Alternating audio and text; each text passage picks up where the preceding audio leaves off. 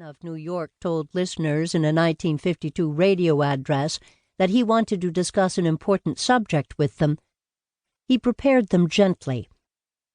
Some members of this radio audience may be surprised to hear that immigration is an issue, but it is.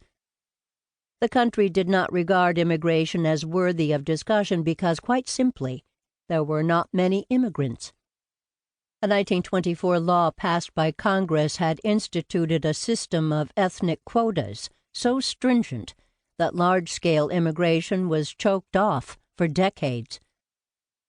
The quotas aimed to limit not only the volume of people entering the country, but the type. In order to keep America white, Anglo-Saxon, and Protestant, the laws sharply curtailed immigration from Southern and Eastern Europe and outright banned people from nearly all of Asia.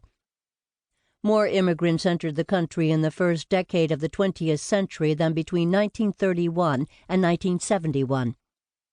By the time Ellis Island closed, the share of foreign-born immigrants had dropped into the single digits and kept falling for years as older immigrants passed away.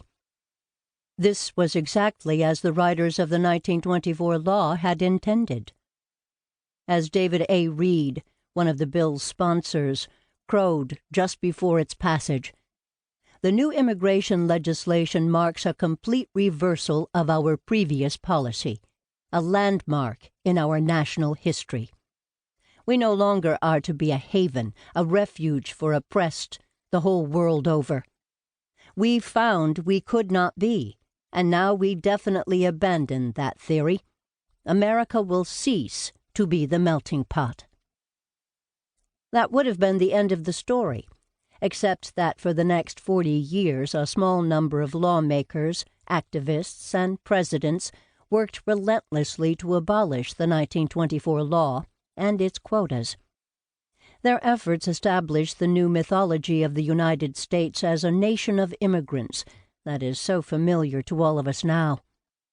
Through a world war, a global refugee crisis, and a McCarthyist fever that swept the country, these Americans never stopped trying to restore the United States as a country that lived up to its vision as a home for the huddled masses, from Emma Lazarus's famous poem.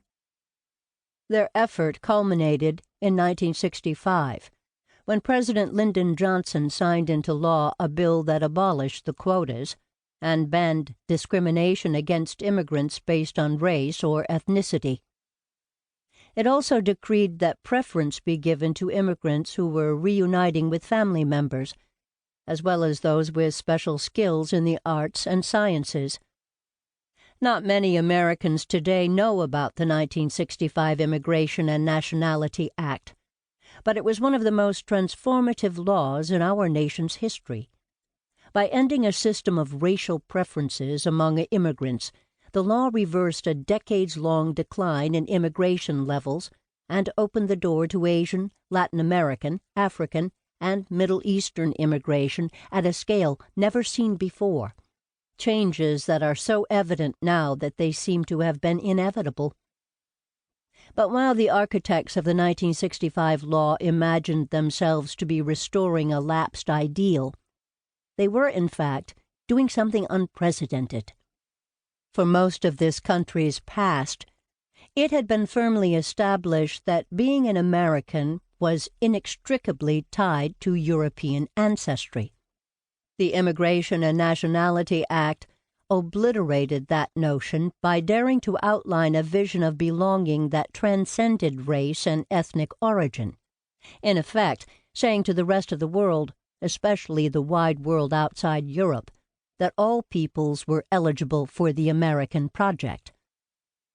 To the extent that the law's significance has been discussed at all in recent years, it is typically treated as a footnote to the landmark civil rights legislation of the same era, and assumed to have been swept into existence by the undertow of the fight for black equality.